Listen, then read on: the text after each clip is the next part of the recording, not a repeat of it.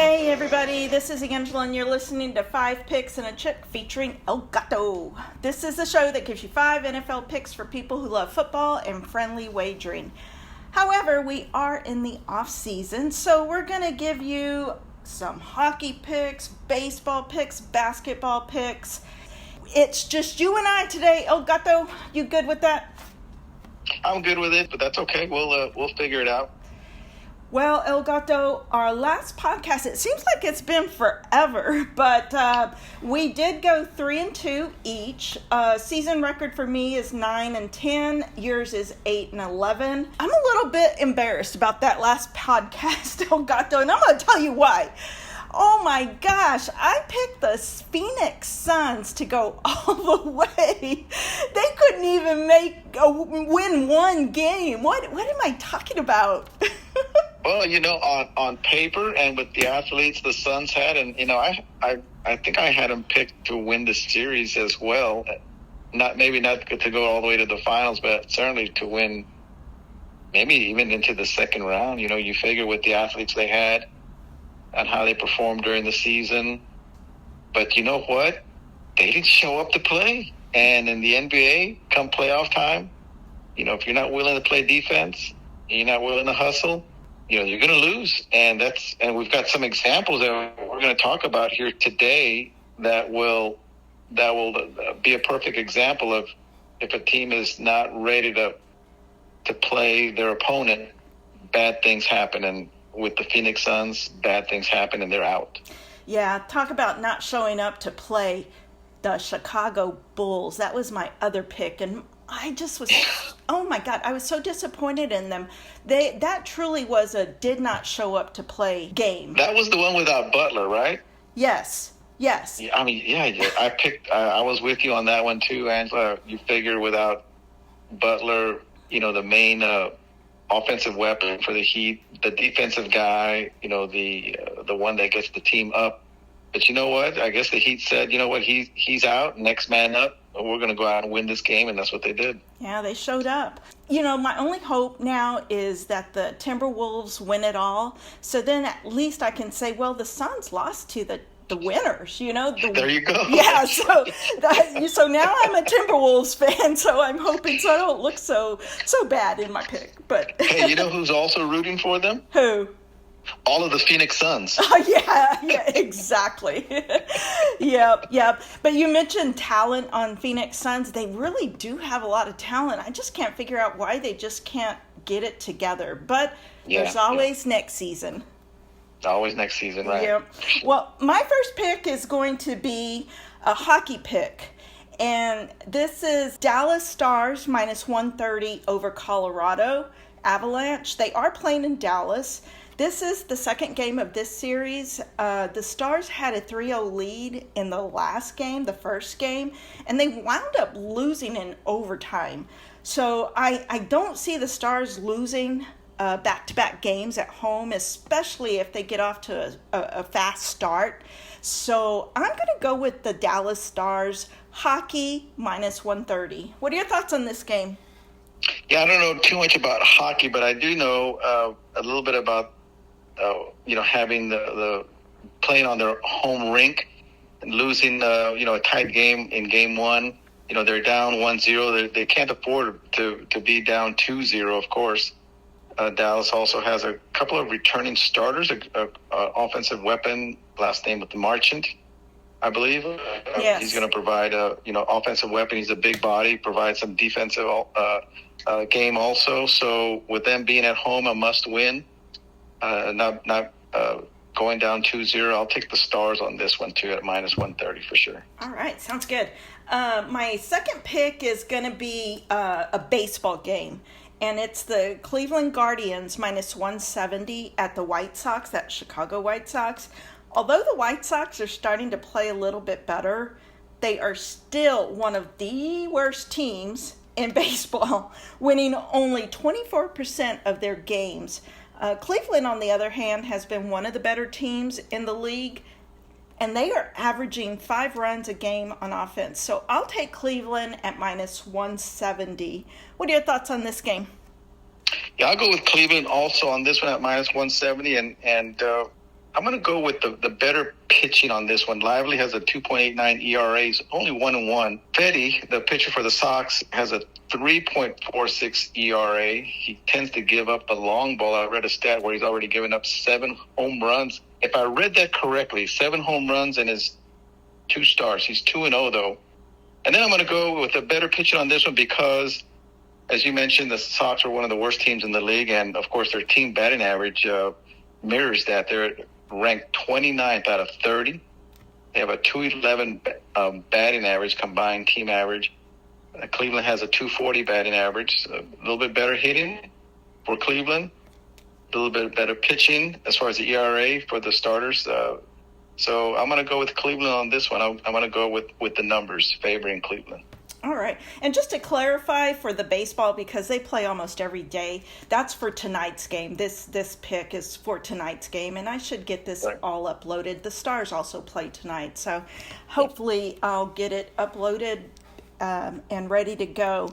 So my third pick is going to be a basketball game, and it's going to be Indiana Pacers -6.5 over the New York Knicks. Indiana is at home. The Knicks come into this game up 2-0, but with several starters banged up. For instance, Brunson has a foot injury, and OG Anunoby, he might not play because he has a hamstring injury. So Indiana comes back home in desperation mode, where their defense usually plays a little bit better than they do on the road. So I'm going to take Indiana -6.5 over the New York Knicks. I would say that this is a must-win for Indiana. What are your thoughts? Yeah, I'm going to go. You mentioned some very good points here. You know, with an NBA team being down 2-0, especially in the second round, there's just no way they can afford to go down 3-0, especially coming back to their own home court. Pacers at -6.5. I mean, that sounds like a good spot for them because they played the Knicks very close in New York. They have to find a way to they can't stop Brunson, I don't think, but they can certainly try to slow him down, you know, from getting his 35-point average per night. It seems like everything he throws up, it goes in the bucket. So they need to find a way to slow him down, and the Pacers also need some help from their front court. You know, Turner needs to show up a little bit better. He only had about 6 or 7 points last game. You know, he's got to be a double-figure guy, at least 12, 15, even as much as 18 points. He needs to contribute more to that Pacers team. But, yeah, you bring up some good points. The Knicks are banged up. But, you know, the way they're playing reminds me of the Knicks of the mid to late 90s. They're just a scrappy, tough team, and it's hard to shake them off for some reason. But we'll see what the Pacers can do. It's a must-win game for them, yeah, for sure. Yeah, and I watched the game last night. The Pacers, I thought were going, you know, they took a lead, and then I thought, okay, they're going to keep this lead and they're going to win this game, but that didn't happen. Yeah, let me just elaborate a little bit more. What is the deal, though, on NBA? Sometimes you raise conspiracy theories based on the market team that, say, the NBA wants to advance. But I read an article where the Pacers sent something to the NBA where the refs have missed 78 calls that have gone in favor of the Knicks. Now, I'm not watching the games that closely, but if they're sending tape to the NBA to show 78 missed calls, that's kind of alarming to me. I don't know about you. What do you think? Yeah, definitely. I don't understand that either, and I think, I mean, I hate to be like one of those conspiracy people, but it's just so obvious. How is it that the Pacers are getting all the penalty calls and the Knicks are not, and they're sometimes committing worse penalties than the Pacers? So I don't understand that either. Maybe, you know, I hate to be like that conspiracy theory kind of thing, but maybe it's about viewership and everyone wants to see the Knicks advance because they never do. And I don't know. I don't know. It just kind of blows my mind that you know, the Pacers are getting all the penalty calls, and I know, and also even keeping the games close, even with all those calls. So we'll see what happens in Indiana. Maybe they'll get a little bit of home cooking, and turn this into a series. Yeah, hopefully so, because it's been the Indiana Pacers against the Knicks and the refs. So let's hope that they That's right. can pull. And that, like you said, that was even, they almost won. So, hopefully they'll do better at home. So do you have a fourth pick for us, El Gato? Yeah, I have a couple of picks. And speaking of, just as we spoke earlier about the Phoenix Suns, trying to just find their way through a game and hoping they win.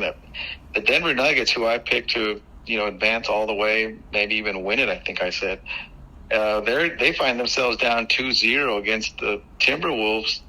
Okay, yeah, Angela, you mentioned when we had our podcast 2 or 3 weeks ago that the Timberwolves, they hadn't won a playoff series in a long time. I think you mentioned since Kevin Garnett was with them, and that was 20 years probably.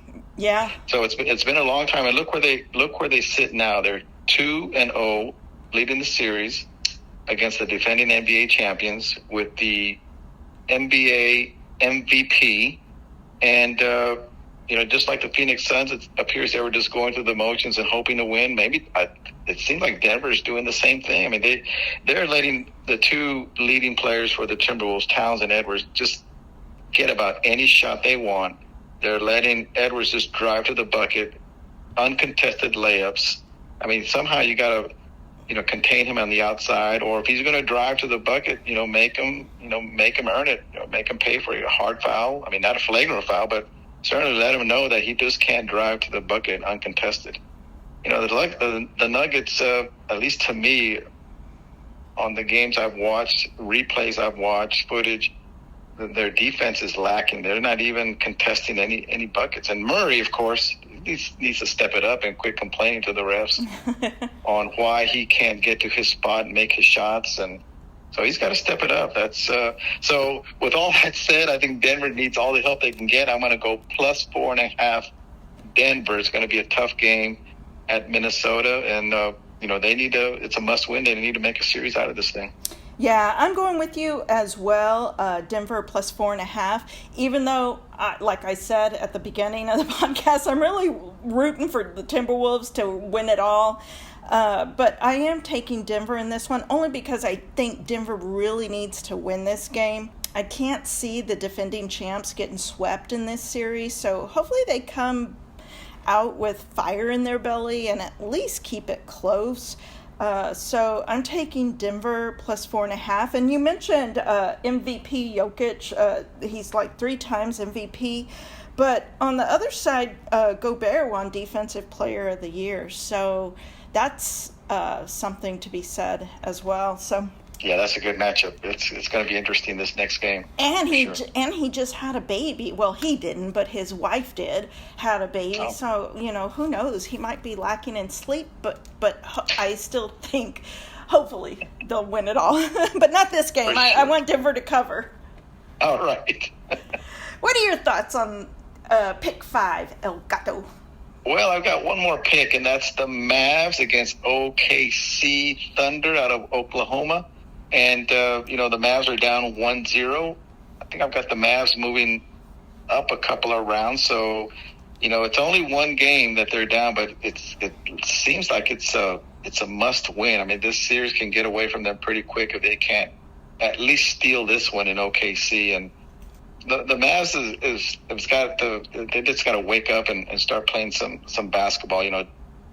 Doncic only had 19 points in game 1. I mean, that was uncharacteristic of him. And, they had, defensively, I'm talking about the Mavs, they had no answer for OKC's front court. Holmgren and Williams rebounding offensively, defensively, putbacks, just scoring a little bit above their averages. So, the Mavs they got to contain that and hold that OKC front court to below their averages, of course, to have a chance at winning. And Kyrie's got to get the ball moving, distribute it a little bit more, and they got to find their spots to make their shots. I'm talking about the Mavs in order to make this into a series. So I'm going to go with Mavs plus 5. They're going to need all the help they can get.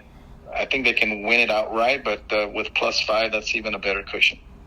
Well, I'm going to go against you on this one. I'm actually taking the Thunder minus 5.5.